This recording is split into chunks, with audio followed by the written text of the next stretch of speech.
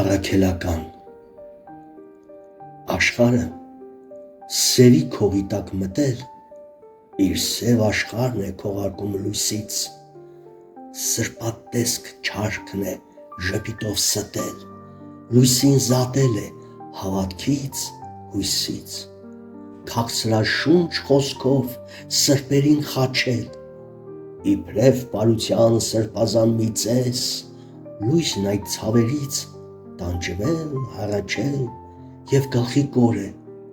հաշտվել է կարծես, խեղդվել է,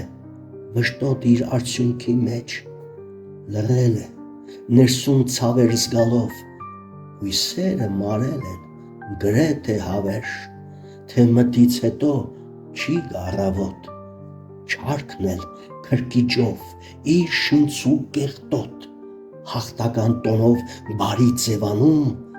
մաքրամաքուրն էլ լցնում է աղտով, դժոխային է, սուրբ է ձևանում, բայց մնաց մի քիչ, սրբերը կգան,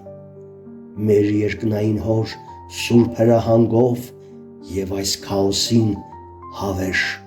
վերջ կտան, իրական լույսով, հույսով, հավատքով, չարքին կվառի Տերը դժոխքում